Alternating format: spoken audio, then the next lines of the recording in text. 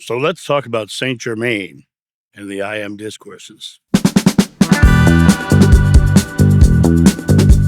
Hey guys, it's John out here on the back deck. It's an overcast day, but it's a beautiful day altogether.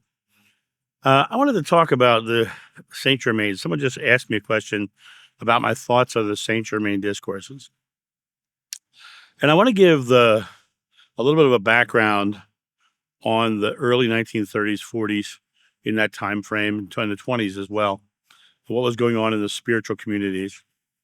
If you remember that during the 20s, you had just come out of World War One, and the world was really kind of looking for hope, looking for a better way, a more peaceful, more loving way. And right after World War One, and actually during World War One, is when you started having the Madame Blavatsky showing up with her channelings, and then going into the Theosophical Society and all of their various channels, including Edgar Cayce. And this is kind of where Saint Germain comes in. The concept of the ascended masters is also from the Theosophical Society, and that whole concept, that whole root origin of those New Age concepts comes out of that. Now, when it comes to the I Am discourses, just like I said about the Course in Miracles, just like I said about Edgar Cayce stuff, you can find truth in everything. You can find truth in Star Wars. You can find truth in everything. And sometimes truth is found by seeing the opposite, but you can find truth in everything.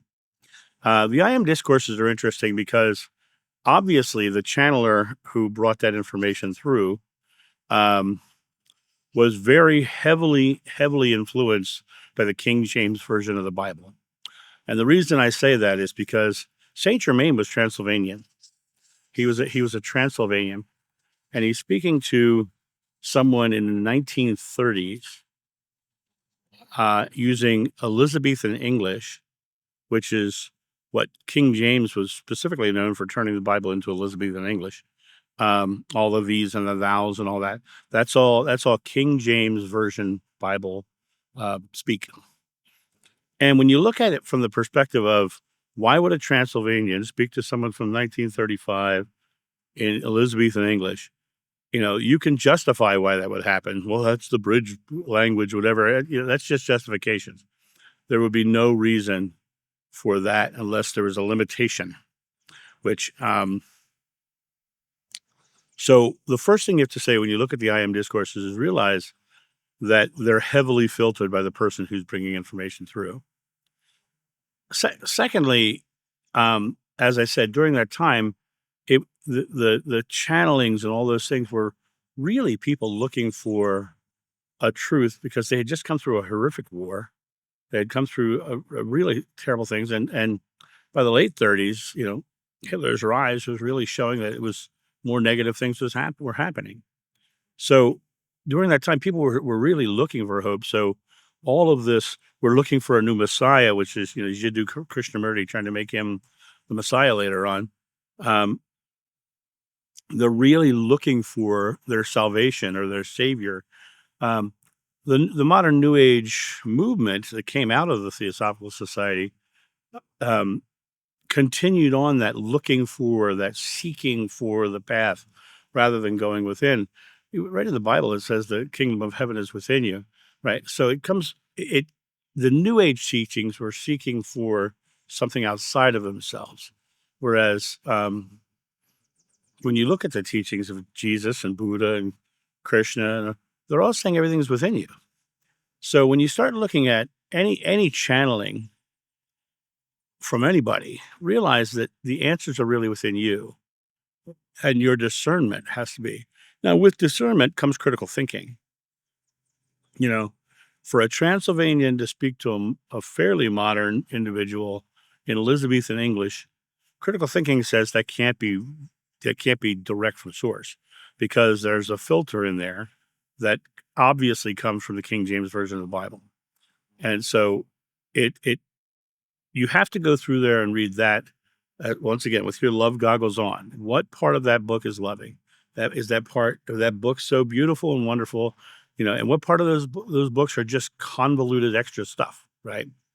Any of the channelings of that time period. Edgar Casey was the same way. His stuff came out um, very heavily influenced by his biblical teachings. He had things that came through him that he didn't know or didn't believe, but he still had a lot that was still very heavily influenced by his Christian upbringing. People will often ask me about the channel writings from the 30s and 40s, and they'll say, "Give me your influence." Now, once again, one of Edgar Casey's readings was the thing that made me finally get my regression, because I was stubbornly fighting the idea of my reincarnation story until I yelled, "Give me a direct sign." And somebody handed me a book that had Edgar Casey's quote in there, "John the Beloved would again be named John." So, that was a direct influence. But you have to understand that everybody who claims to be channeling somebody is coming from their own personal consciousness. And they are going to be peppering their own beliefs in there because, being here in the physical world is to be separate, to feel separate, and to experience the lack of our own divinity so that we can find it again. And so we strive to do these things. We strive to put this stuff out there. As I often say, don't believe me. Only follow your own truth. Only follow your own heart. I have wonderful friends who don't believe anything I believe, but we're still wonderful friends. Has nothing to do with having to be right. Spirituality truly is a personal journey. And each one of those person who channeled the ascended masters were on their own journey. And each one of them were coming from their own experiences, from their own knowledge, and they were mixing it all in. Someone said this morning on the video I did a long time ago on the Course in Miracles, even the person who channeled the Course in Miracles later in her life denounced the book, saying it's not real. Now, is that because she found her Christianity? Who knows why she changed her mind? But even if the channel themselves is saying they doubt it, then there's got to be something in the mix somewhere, right? People will often ask me who I channel, and I don't say that I channel anybody ever. All I do when I'm doing a private session for someone, and I do that writing beforehand, all I do is I think of the person and I clear my mind, and whatever comes through comes through. Now, and I tell people flat out, sometimes things will come through that might be for me, or might be because of me, and so I'm very clear about that. I had a woman just the other day, and I started speaking Elizabethan language in there, and I said to her, I said, "This might be coming through because of my Renaissance Festival background or my Elizabethan English from all the Shakespeare stuff I did." And she says, "Oh, no, it's just because I did Renaissance festivals and I was a SCA member." And for those of you who don't know what the SCA is, it's a reenactment organization that does arts, crafts, entertainment. They do a lot of things. There's known as the Society of Creative Anachronisms. They do basically reenact the Middle Ages. But so for that to come through that way, I had my own doubt whether it was my influence on the writing as well. So understand there should be no one on this earth is infallible. No one on this earth is infallible.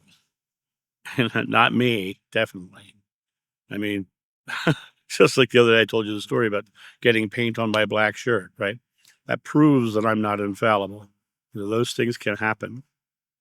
I recently had someone contact me, say they did a video on me, and I've reached out to ask them to take it down. I haven't checked to see if it is taken down, because they called me a disciple, and they called me.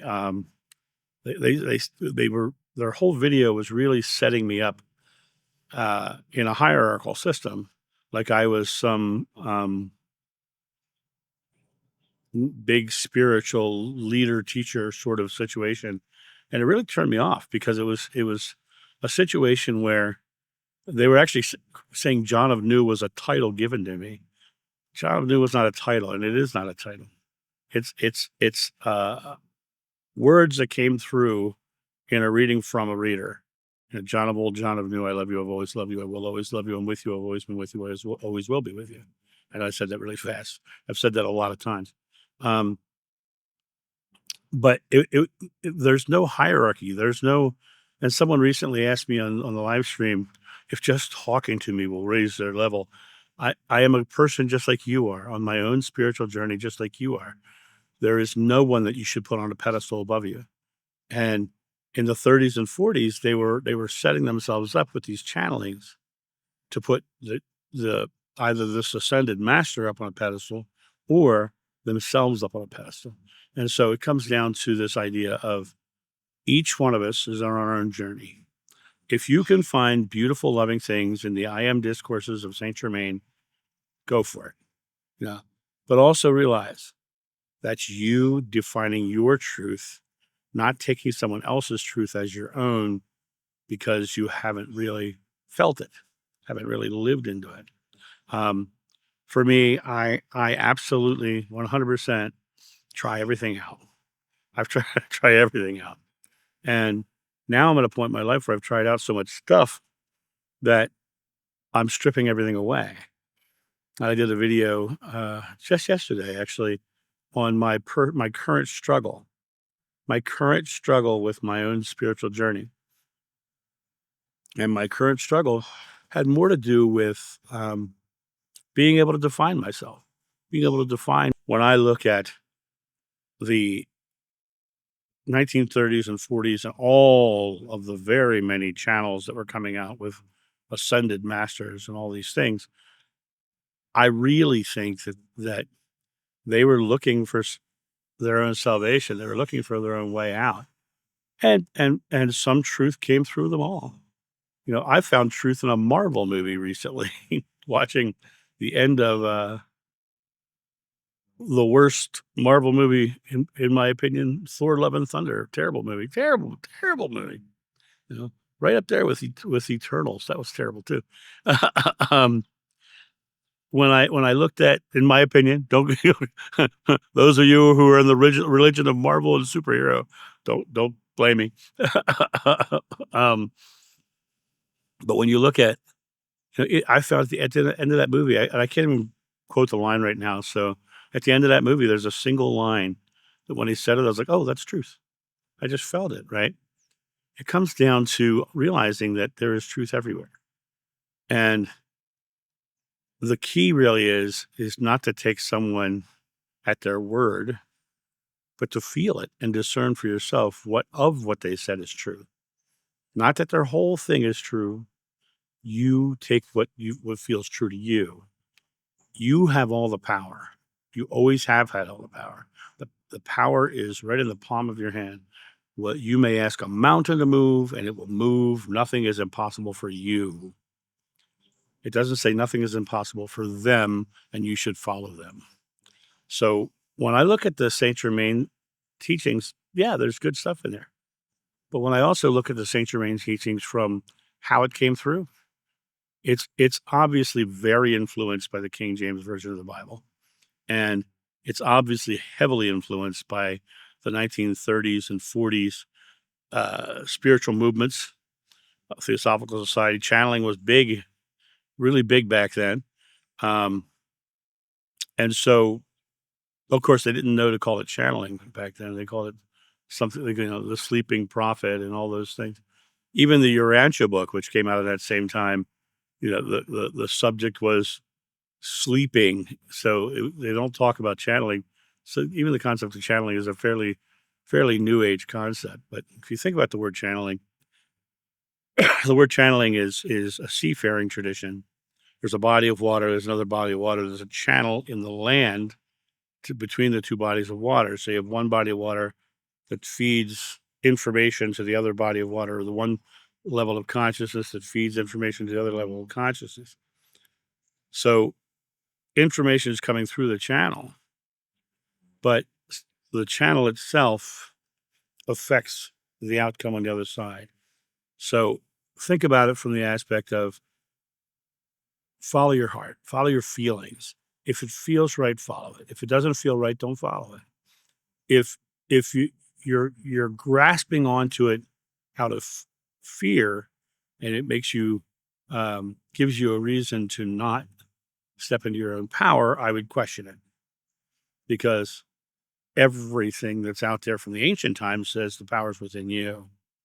And so when you look at it, the New Age stuff, even like the 5D and the convoluted universe theory and all these things, that's all looking outside yourself.